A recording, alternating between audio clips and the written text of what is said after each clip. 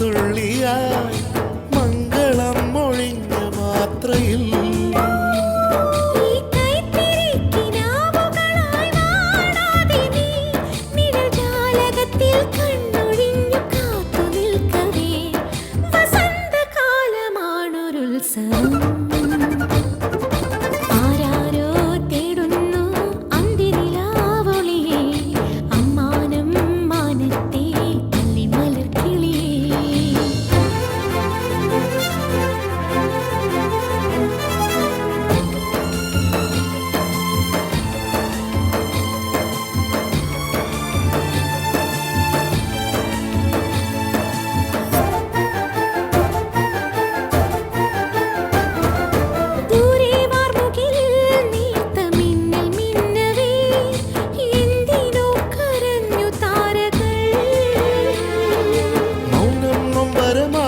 നെഞ്ചിൽ ചാഞ്ഞുറങ്ങവേ പൂപൊഴിഞ്ഞു വീണു പാട്ടുകൾ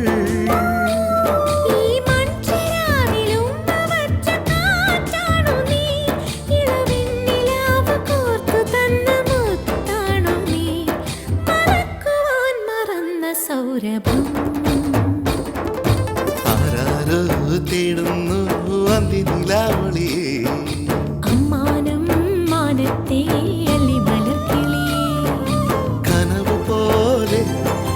കവിത പോലെ കടൽ പോലെ കാറ്റു പോലെ ഓർമ്മയിൽ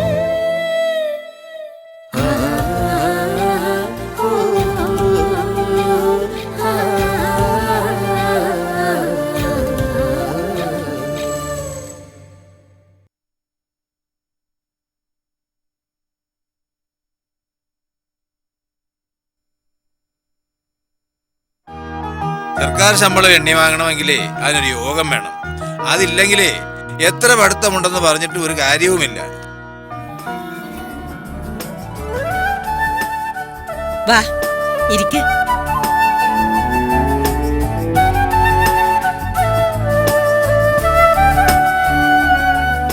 നിങ്ങളിത് എവിടെയായിരുന്നു? ചെറുക്കനെ സൽക്കരിക്കാൻ ചായയുമായിട്ട് പെണ്ണു വന്നപ്പോ ആള് സ്ഥലത്തില്ല. ഞങ്ങൾ അപ്പുറത്തുണ്ടായിരുന്നു.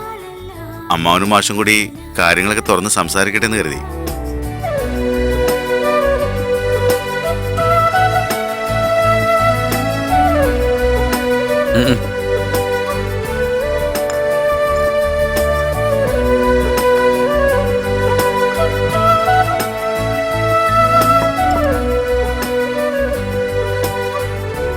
സാധാരണ ഇത്തരം ചടങ്ങുകൾക്ക് പെണ്ണും ചെറുക്കനും തനിച്ച് സംസാരിക്കാറുണ്ട്.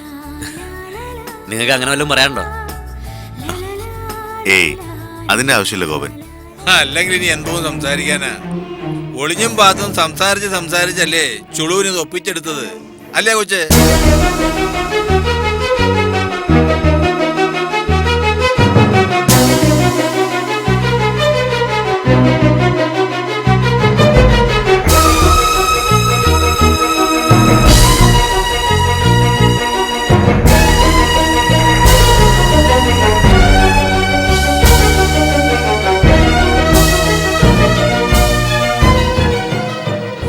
ഞാനൊരു തമാശ പറഞ്ഞതേ ഉള്ളൂ കേട്ടോ മാഷേ.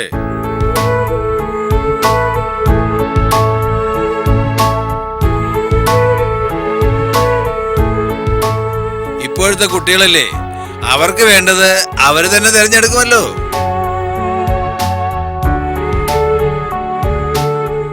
നമ്മളായിട്ട് അത് നടത്തി കൊടുക്കേണ്ട കാര്യമേ ഉള്ളൂ. അപ്പോ കാര്യങ്ങളൊക്കെ നമ്മൾ പറഞ്ഞതുപോലെ അങ്ങ് നടത്താം. അടുത്ത വ്യാഴാഴ്ച നിശ്ചയം നടത്തണം. എന്താ കുഞ്ഞലക്ഷ്മി, അതുപോലെ?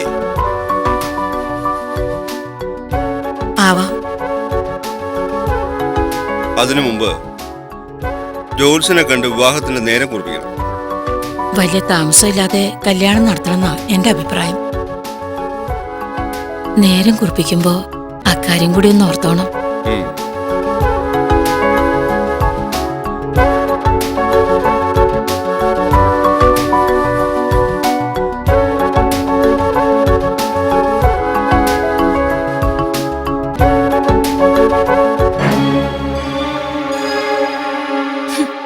അതുതന്നെ അവളുടെ ഉദ്ദേശം.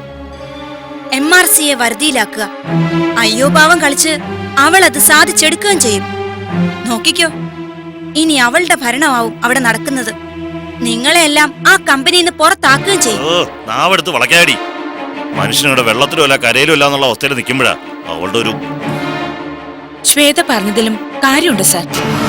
പതുക്കെ പതുക്കെ അവള് പിടിമുറുക്കുക. എം ഡിയും മാമ്പള്ളിയും അവളുടെ കസ്റ്റഡിയിൽ ഉള്ളിടത്തോളം കാലം നമുക്ക് അവളെ ഒന്നും ചെയ്യാൻ പറ്റില്ല. നിങ്ങൾക്ക് അവളെ ഒന്നും ചെയ്യാൻ പറ്റില്ലായിരിക്കും, പക്ഷേ എനിക്ക് കഴിയും. എങ്ങനെ? ശ്വേത എന്താ ഉദ്ദേശിക്കുന്നത്? അങ്കിള് ഒത്ത് അവള് ടൂറ് പോവില്ല. എന്ത് വില കൊടുത്തും ഞാനത് മുടക്കിയിരിക്കും. ചുമ്മാ നടക്കാത്ത കാര്യം പറയല്ലേ മോളെ. MRCയിൽ നിന്ന് അവളെ അകറ്റാൻ പഠിച്ച പണി 18 നോക്കിയവരാ ഞങ്ങള്. എന്നിട്ട് നടക്കാത്ത കാര്യ ഇനി നീയായിട്ട്. വെറും വാക്ക് പറയുന്ന ശീലം ശ്വേതക്കില്ലെന്ന് ഏട്ടന് നന്നായി അറിയാലോ. നിങ്ങൾ നോക്കിക്കോ, ഈ ടൂർ നടക്കില്ല, നടത്തില്ല ഞാൻ. ശരി, ഇനി ഞങ്ങളായിട്ട് നിന്നെ ഡിസ്കറേജ് ചെയ്യുന്നില്ല. ആട്ടെ, എന്താ നിന്റെ പ്ലാൻ? അതൊന്നും ഇപ്പൊ പറയാൻ പറ്റില്ല.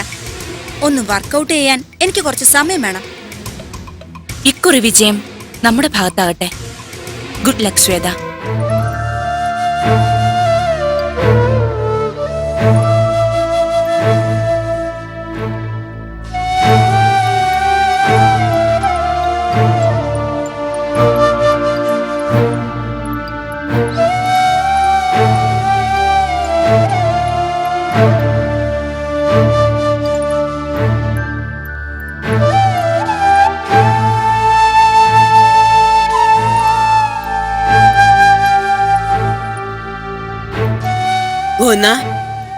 എന്താ നീ ആലോചിക്കുന്ന? ഇനിയിപ്പോ ആലോചിക്കാനും തലമുണ്ടാക്കാനും വേറൊരു കാര്യം കൂടെ ആയല്ലോ, വേണിയുടെ കല്യാണ കാര്യം. അതിനിപ്പോ എന്താ ഇത്ര ആലോചിക്കാൻ? നമ്മൾ എല്ലാരും കൂടി ഉറപ്പിച്ചതല്ലേ? അതെ, എന്നാലും ആ കുമാരൻ നായരുടെ സംസാരം കേട്ടപ്പോ എന്തോ ഒരു വല്ലായിക. നമ്മളോടെന്തോ ഔദാര്യം കാണിക്കുന്ന മട്ടും ഭാവം അയക്ക്. അയാളുടെ കാര്യം വിട്ടേക്ക്. കുഞ്ഞുലക്ഷ്മിയും ഹരിയും നമ്മളോട് മോശമായിട്ട് പെരുമാറിയിട്ടില്ലല്ലോ. പിന്നെ കുമാരൻ നായർക്ക് ഈ കല്യാണം നടത്തുന്നതിൽ അത്ര വലിയ താല്പര്യമില്ലെന്ന് കുഞ്ഞുലക്ഷ്മി എന്നോട് പറഞ്ഞിട്ടുണ്ട്. മോളെ കൊണ്ട് ഹരിയെ കല്യാണം കഴിപ്പിക്കാൻ ഒരു മോഹം ഉണ്ടായിരുന്നു അയാൾക്ക്. പക്ഷേ ഹരിക്ക് പണ്ടേ അതിൽ താല്പര്യമില്ല. അതിന്റെ ദേഷ്യാവും അയാൾ ഇങ്ങനെയൊക്കെ പറയുന്നത്. കാരണവന്മാരുടെ സ്ഥാനത്ത് നിന്ന് കാര്യങ്ങളൊക്കെ നോക്കാൻ ഒരാള് വേണോന്ന് വെച്ചാ അവര് മിണ്ടായിരിക്കുന്നത്. ശ്രീധനൊന്നും അവരാവശ്യപ്പെട്ടിട്ടില്ലെങ്കിലും എന്തെങ്കിലും നമ്മളും കരുതണ്ടേ? വെറും കൈയോടെ അവള് വിടാൻ പറ്റുമോ നമുക്ക്?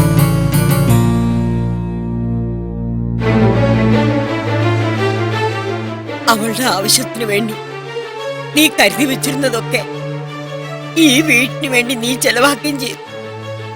സമയമായപ്പോ അതൊന്നും തിരിച്ചു തരാൻ എനിക്കാവുന്നില്ലല്ലോ ഗോവിന്ദ.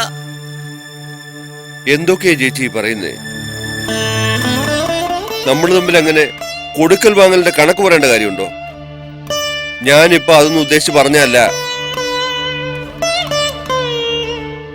നന്ദിനിയുടെ ആവശ്യത്തിന് വേണ്ടി ഞാനൊരു കുറിക്ക് ചേർന്നിട്ടുണ്ടായിരുന്നു. ഇനിയിപ്പോ അതിന്റെ ആവശ്യമില്ലല്ലോ. അത്ര വലിയ തുകയൊന്നുമില്ല, എന്നാലും ഉള്ളതാവുമല്ലോ.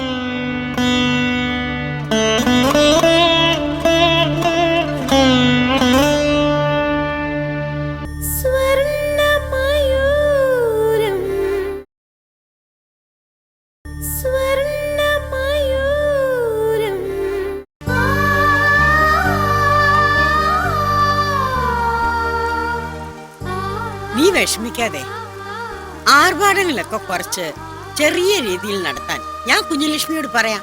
ഏയ്, അതൊന്നും വേണ്ട ചേച്ചി. ആ കുമാരൻ നായർ വെറുതെ ചാടിക്കടിക്കാൻ വരും. വരട്ടെ, എന്തെങ്കിലും വഴിയൊത്തു വരാതിരിക്കില്ല. ഒരിക്കൽ ആവശ്യത്തിലേറെ ഒരുക്കി വെച്ച് ഞാൻ അവളുടെ കല്യാണം സ്വപ്നം കണ്ടതാ. അന്ന് അത് നടന്നില്ല. ഇപ്പോ നടക്കാൻ നേരത്ത് കരുതിയതൊന്നും കയ്യിലോട്ടില്ല താനും. ഇങ്ങനെയൊക്കെ ആവും ഈശ്വര നിശ്ചയം അല്ലേ ചേച്ചി? നീ വിഷമിക്കാതെ പോകുന്ന പണ്ടവും പണവും ഒന്നും കൊടുത്തില്ലെങ്കിലും അതിനേക്കാൾ വലിയ സ്വത്തല്ലേ നമ്മൾ അവർക്ക് കൊടുക്കാൻ പോകുന്നത്. മോളെ മാത്രം മതി അവർക്ക്.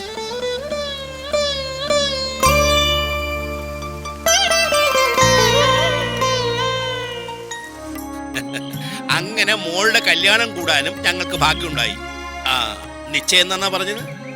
അടുത്ത വ്യാഴാഴ്ച. അത് കഴിഞ്ഞ് അധികം വൈകാതെ കല്യാണം നടത്തണമെന്ന് അവരുടെ ആവശ്യം. അതിലെന്താ കുഴപ്പം? വച്ചു നീട്ടാതെ കാര്യങ്ങളൊക്കെ എത്രയും പെട്ടെന്ന് നടക്കട്ടെ. വൈകുന്തോറും ഓരോന്നിന്റെ പിറകെ നടന്ന് വെറുതെ സമയം കളയേണ്ടി വരും. അല്ല, മോള് MRCയോട് വിവരം സൂചിപ്പിച്ചോ? ഇല്ലെങ്കിൽ ഓഫീസിലെ കാര്യങ്ങളെക്കുറിച്ച് ആലോചിക്കുമ്പോ സാറിനോട് ഇത് പറയാൻ തന്നെ പേടിയാവുന്നു. അത് സാരമാക്കണ്ട, നേരത്തെ സൂചിപ്പിച്ചു വെക്കുന്നതാ നല്ലത്.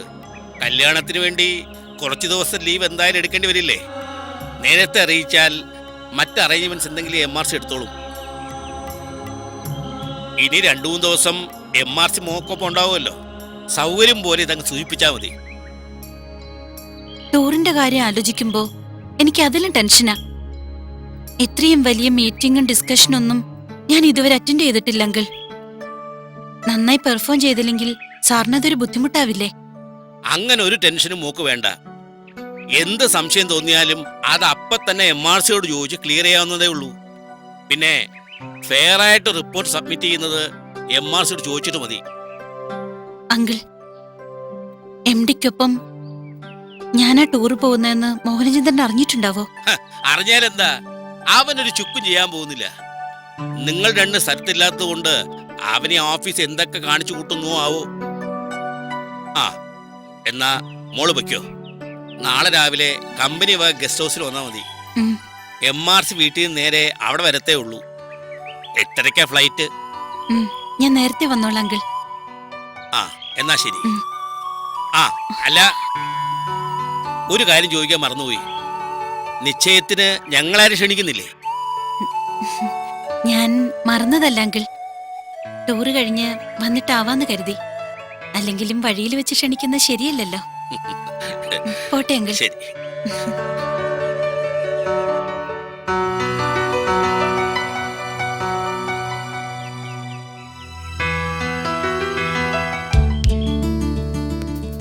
ഇല്ല, ജസ്റ്റ് 2 days ട്രിപ്പ്. ആ സൗത്ത് സോണിന്റെ ബോർഡ് മീറ്റിംഗാ. അത് കഴിഞ്ഞ് പുതിയ പ്രോജക്റ്റിന്റെ ഡിസ്കഷൻ. ഓക്കെ, അങ്ങനെയാണ് വിഷു ഒരു കാര്യം ചെയ്യൂ. അറേഞ്ച് മീറ്റിംഗ് ഇന്ന് മൺഡേ. ഇടയ്ക്ക് എന്നെ ഒന്ന് വിളിച്ച് ഓർമ്മിക്കണം. ആ തിരക്കിനിടെ ഞാനങ്ങ് മറന്നുപോയല്ലോ. Okay, thank U.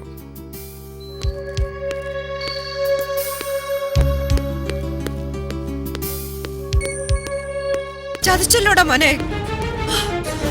നമ്മളെല്ലാം കളഞ്ഞിട്ട് അവൾ ഇറങ്ങി പോയി മോനെ. എന്താ ചേച്ചി, എന്തു പറ്റി? ഇതവളുടെ മുറിയിൽ നിന്ന് കിട്ടിയതാ. നീ വായിച്ചു നോക്ക്. ഞാൻ പോകുന്നു. സ്നേഹം നിഷേധിക്കുന്ന ഈ വീട്ടിൽ ജീവിച്ചു മതിയായി. എന്നെ അന്വേഷിച്ച് ആരും വരണ്ട. എന്റെ കാര്യം ഞാൻ നോക്കിക്കോളാം. ഇത്രയും വളർത്തിയതിനും പഠിപ്പിച്ചതിനുമൊക്കെ എല്ലാവരോടും നന്ദിയുണ്ട്. അന്വേഷിച്ചു വരില്ലെന്ന് പ്രതീക്ഷിച്ചുകൊണ്ട്, ശ്വേത.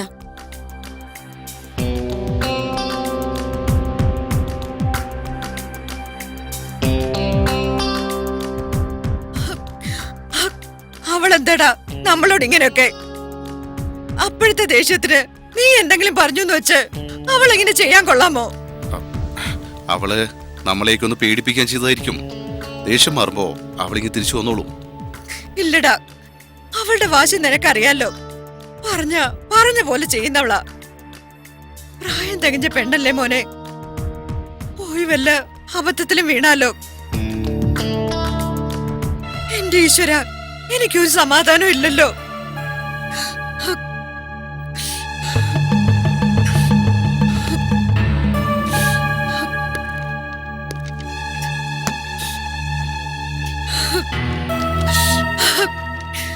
നീ ഇങ്ങനെ മിഴിച്ചു നിൽക്കാതെ എന്തെങ്കിലും ഒന്ന് ചെയ്യടാ. നിന്നോടല്ലാതെ ഞാൻ വേറെ ആരോട് പറയാനാ? ഈശ്വര, എന്റെ കുഞ്ഞ്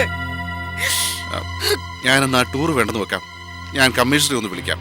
ചേച്ചി സമാധാനപ്പെട്.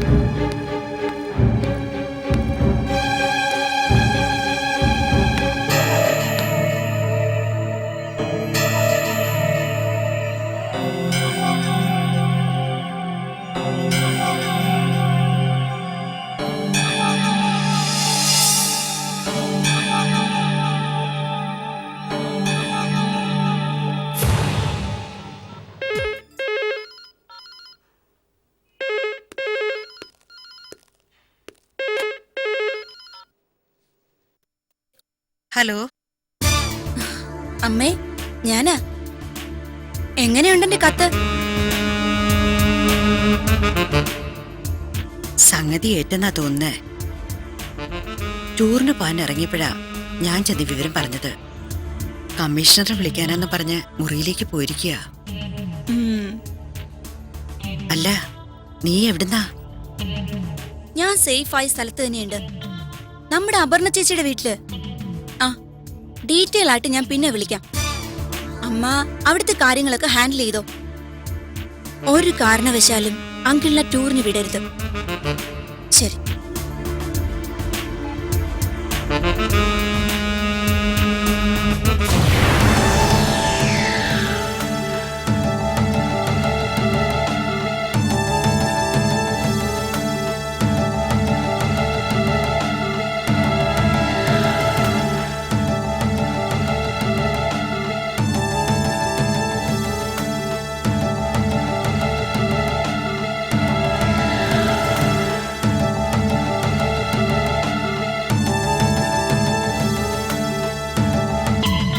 അപർണയുടെ അടുത്തുണ്ട്. ഇല്ലില്ല, ഏയ്, ഒരു പ്രശ്നവും ഇല്ല. നീ കുറച്ചു കഴിഞ്ഞ് വിളിച്ചാ മതി. നീ ഒന്ന് പോയി അന്വേഷിക്കടാ. ആ, അവളുടെ കൂട്ടുകാരൊക്കെയാണെന്ന് എനിക്കെങ്ങനെ അറിയാം? എനിക്കൊന്നും അറിയണ്ട. അവൾ എത്രയും വേഗം ഇവിടെ എത്തണം. ഇല്ല, അവ യാത്ര പോലും മാറ്റിവെച്ചു. ആകെ വിഷമിച്ചിരിക്കുക. ആ, ഞാൻ പിന്നെ വിളിക്കാം. എന്തായടാ, നീ കമ്മീഷണറെ വിളിച്ചോ? വിളിച്ചു. എല്ലായിടത്തും കാര്യമായിട്ട് അന്വേഷിക്കാമെന്ന് പറഞ്ഞു. ഓ, ഇനി അവൾ ഇവിടുന്നെങ്ങാനും കളഞ്ഞു കളഞ്ഞോ ആവോ?